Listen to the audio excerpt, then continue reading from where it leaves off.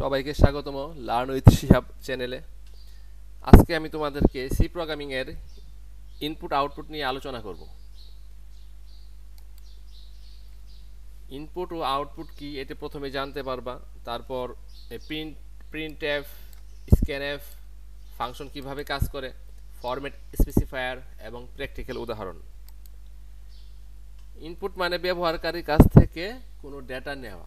যেমন ধরো আমরা যদি কোনো কিছু টাইপ করি বা আমরা ধরো বিকাশে যদি আমরা ডায়াল করি যে 247 ডায়াল করলাম, এটা তাদের এখানে গেল।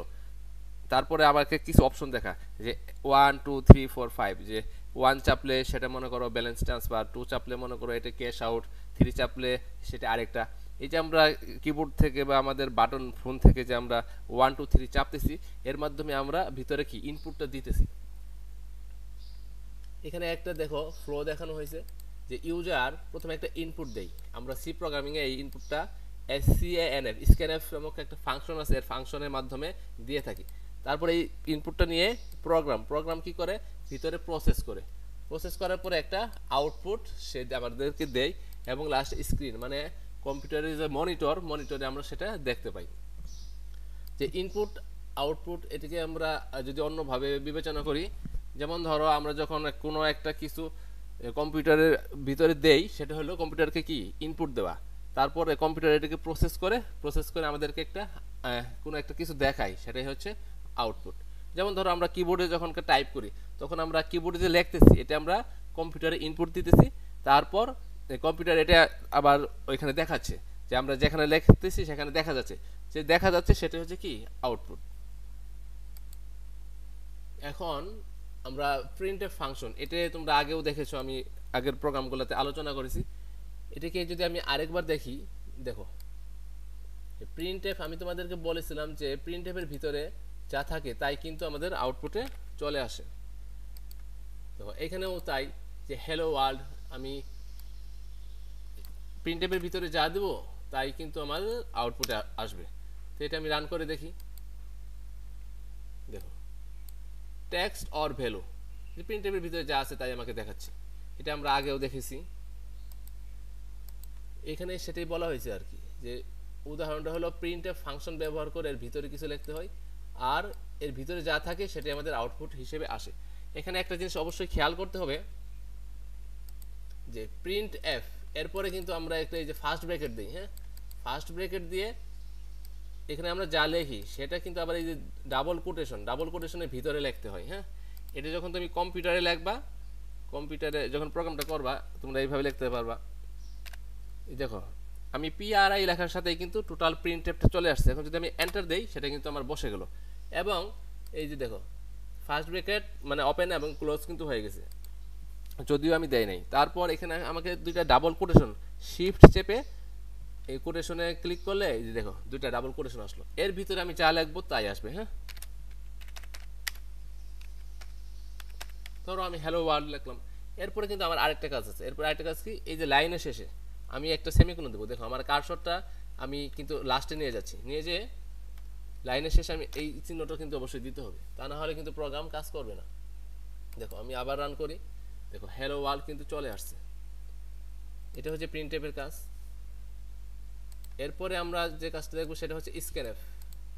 স্ক্যান কি করে, আমরা যখন ফটোকপি মেশিনে কোনো একটা কিছু ফটোকপি করতে চাই, তখন কিন্তু মেশিনের উপর আমরা যে পেপারটা ফটোকপি করবো সেটা রাখি। সেই মেশিন কি করে, সেই আমার পেপারটাকে স্ক্যান করে সে কি তার ভিতরে নিয়ে যেয়ে সেখান থেকে পরে কি একটা ফটোকপি প্রিন্ট করে বের করে। তো স্ক্যান মানে হচ্ছে কোনো কিছু ভিতরে নেওয়ার জন্য এটা কাজ করা হয়। যেমন ধরো আমরা মোবাইলে যে ছবি তুলি, এই ছবিটাকে একটা স্ক্যানের মতো তুমি বিবেচনা করতে পারো।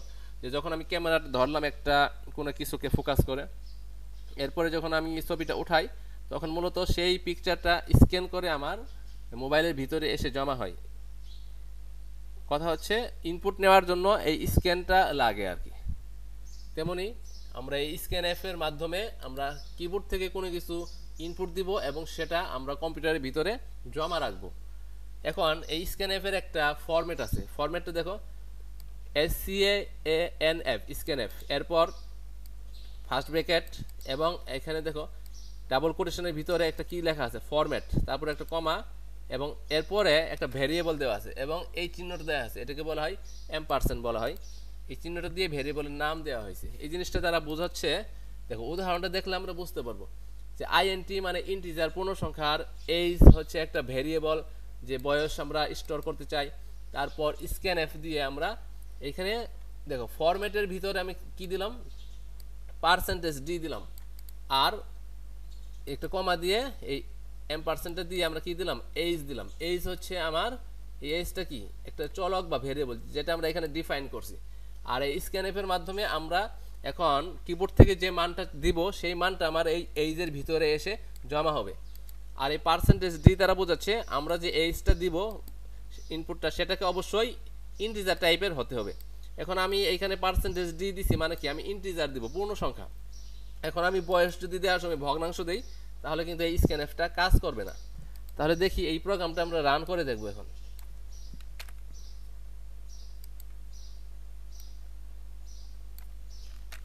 দেখো প্রোগ্রামটা আমরা এখানে লিখলাম, এরপর যদি আমরা প্রোগ্রামটাকে রান করি তাহলে কি হবে,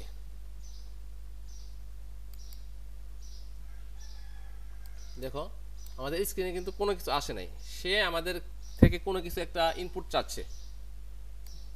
এই যে প্রোগ্রামটা বর্তমানে এইখানে এসে থামছে যে স্ক্যানএফ, যে আমি এখন কিবোর্ড থেকে যদি কোনো কিছু একটা ইনপুট দেই, যেমন ধরো 10 ইনপুট দিলাম, তাহলে এই এইজ নামক যে একটা ভেরিয়েবল আছে এর ভিতরে এখন 10টা এসে জমা হবে।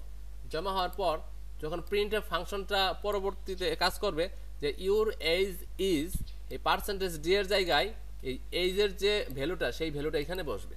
দেখো তাহলে আউটপুট কি হবে, ইউর এইজ ইজ 10। দেখো হয় কি না, এই 10টা দিয়ে আমাদেরকে একটা এন্টার দিতে হবে। এন্টার দিলে দেখো পরের লাইনটা কাজ করবে যে ইউর এইজ ইজ 10। দেখো ইউর এইজ ইজ 10, এই পার্সেন্টেজ ডি এর জায়গায় কিন্তু 10 বসছে। 10টা কোথা থেকে বসছে, এই যে এইজ, এইজের মান কত 10। এই এইজটা কই থেকে আসলো, আমরা কিবোর্ড থেকে একটা ইনপুট দিয়েছিলাম যে এইজ। আবার দেখাই, দেখো এই যে উইন্ডোতে আমরা যদি এখন 10 দেই, দেখো 10 আসলো। আমরা যদি এখন অন্য একটা ভ্যালু দেই, যেমন ধরো 20 দিলাম, তাহলে কিন্তু 20ই আসলো। হ্যাঁ দেখো ইউর এইজ ইজ 20। তাহলে এই স্ক্যানএফটা ব্যবহার করা হয় ইউজারের কাছ থেকে কোনো কিছু ইনপুট নেওয়ার জন্য। যেমন আমরা এর আগে কিন্তু দেখেছিলাম যে আমরা এইজ ইকাল টু যদি আমরা ধরো 10 এখানে ডিফাইন করে দেই, তাহলে কিন্তু আমার এটা আর লাগতেছে না। হ্যাঁ তাহলে কিন্তু আমার এটা আর লাগতেছে না। দেখো এখন যদি আমরা রান করি, দেখো ইউর এইজ ইজ কত 10, কিন্তু এইখানে তো 10টা ফিক্সড হয়ে গেল। আমি যদি চাই এখন আমি ইউজার যেমন খুশি তেমন একটা ইনপুট দিবে, তাহলে কিন্তু আমি এখানে যদি ফিক্সড করে দেই তাহলে কিন্তু বিষয়টা হবে না। এজন্যই আমরা কি করছি, এই জন্য এই যে এইখানে ফিক্সড করে না দিয়ে আমরা স্ক্যানএফটা দিছি, কারণ আমরা কিবোর্ডের মাধ্যমে আমরা কোনো একটা ইনপুট দিব, যে ইনপুটটা দিব সেটাই আমাদের এইখানে প্রিন্ট করে দেখাবে। আশা করি বুঝতে পারছো। এইখানে আমরা আরেকটা জিনিস দিতে পারি, যেমন ধরো প্রিন্টএফ দিয়ে আরেকটা জিনিস দিলাম যে enter your age, enter your age. এই লাইনটা দিলে কি হবে, প্রোগ্রাম এক্সিকিউশন বা হয় লাইন বাই লাইন। প্রথমে প্রোগ্রামটা এখানে এসে একটা ভেরিয়েবল ডিক্লেয়ার করবে ইন্টিজার টাইপের, তারপরে এই লাইনটা কাজ করবে, এই লাইনে দেখাবে এন্টার ইউর এইজ, তারপর প্রোগ্রামটা এইখানে আসবে স্ক্যানএফ। স্ক্যানএফে এসে প্রোগ্রামটা আসলেও থেমে যাবে, এখান থেকে সে ওয়েট করতে থাকবে যে ইউজার কোনো একটা কিছু ইনপুট দেওয়া পর্যন্ত।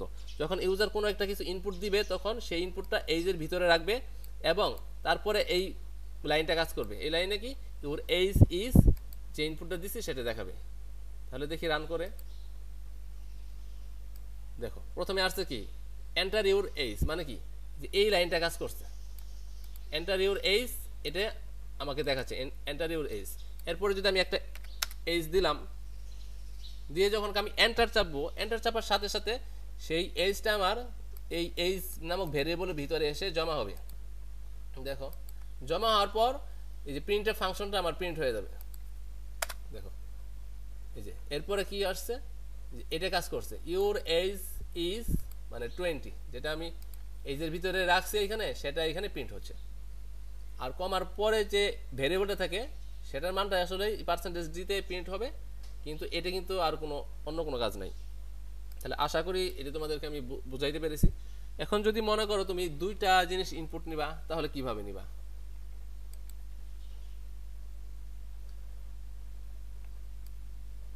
ধরো আমি এখানে অন্য একটা জিনিস দিই, হ্যাঁ, যে enter two number, enter two numbers. আচ্ছা, আমরা দুইটা নাম্বারকে কি করব, যোগ করব। আচ্ছা, প্রথমে আমরা ইন্টিজার এ কমা বি দুইটা চলক নিলাম, এবং আমরা যেহেতু দুইটা ইনপুট নিব এই জন্য আমাকে পার্সেন্টেজ ডি দুইবার দিতে হবে, এবং এইখানে আমাকে ওই দুইটা চলকই দিতে হবে। দেখো এখানে আমি কি করলাম, এখানে আমি এন্টার টু নাম্বারস দিলাম, এবং স্ক্যানএফ এর মাধ্যমে কি করলাম, পার্সেন্টেজ ডি দুইবার দিলাম, এবং কমা দিয়ে এই দুইটা চলককে এই যে এইভাবে দিয়ে দিলাম M% দিয়ে। একটা একটা যদি ইনপুট নিতাম তাহলে আমি এটা একবার নিতাম, যেহেতু আমি দুইটা ইনপুট নিতেছি এই জন্য আমি এটাকে দুইবার মানে এ আর বি এইভাবে দিয়ে দিব। এরপরে আমি আরেকটা এখানে ভেরিয়েবল রাখি, সি রাখি, সি এর ভিতরে আমি যোগ করে রেখে দেবো, C equal to A plus B যোগ করে রাখলাম। এখন আমি দেখব যে সাম ইজ মানে যোগফল, সাম ইজ টোটালটা কত, সি এর ভিতরে রাখছি সি। আচ্ছা, এখন যদি আমি এই প্রোগ্রামটা রান করি, দেখো তো কি দেখাই। দেখো এই যে এই লাইনটা এক্সিকিউশন হয়েছে এবং আসছে কি এন্টার টু নাম্বারস।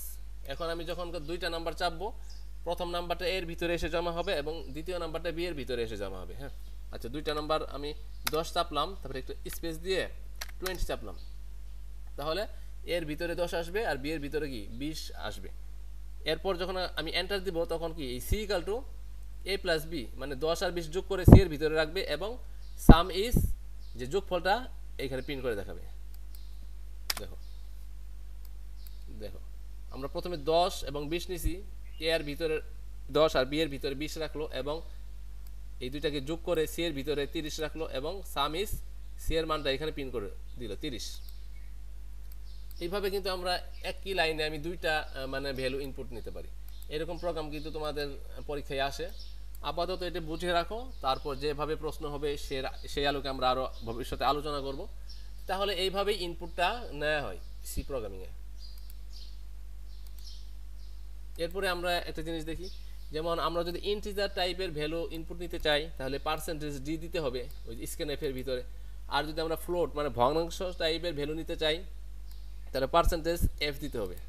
তারপর যদি আমরা ক্যারেক্টার বলতে CHAR ক্যারেক্টার বলতে বোঝাচ্ছে তুমি যদি এখন কিবোর্ড থেকে ABC ভ্যালুকে ইনপুট দাও তাহলে সেটাকে ধরার জন্য এই যে পার্সেন্টেজ সি দিতে হবে।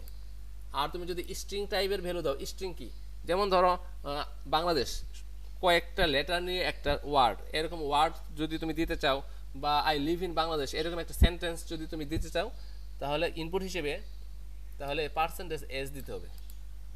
আর ডাবল দেওয়ার জন্য LF দিতে হবে। ডাবল হচ্ছে একটা ভগ্নাংশ সংখ্যা, কিন্তু এটা অনেক বড় একটা সংখ্যাকে সে ধরতে পারে। ফ্লোট আবার অনেক বড় হলে ধরতে পারবে না, যেমন ভগ্নাংশের পরে যদি এখন 8 ডিজিট 6 ডিজিট দিতে চাও তাহলে কিন্তু ফ্লোট ধরতে পারবে না, এক্ষেত্রে ডাবল মানে LF দিতে হবে।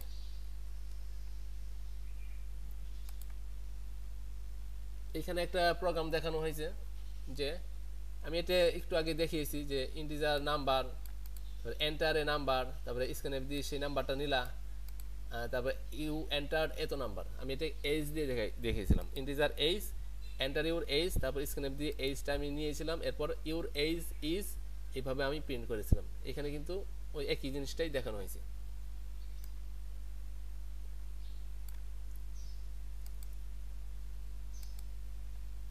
এখন তুমি যদি আমি যে অন্য বিষয়গুলো দেখালাম সেগুলো যদি তুমি দেখতে চাও, যেমন ধরো ফ্লোট সংখ্যা, ফ্লোট কি দিলাম, এ দিলাম, এন্টার ফ্লোট নাম্বার তুমি দিলা, দিয়ে এখন এই ফ্লোট নাম্বারকে ধরার জন্য পার্সেন্টেজ এফ দেখাচ্ছি আমি তোমাকে ভগ্নাংশ কিভাবে কাজ করবে। পার্সেন্টেজ এফ দিয়ে এ দিলা, এরপর যে ইউর নাম্বার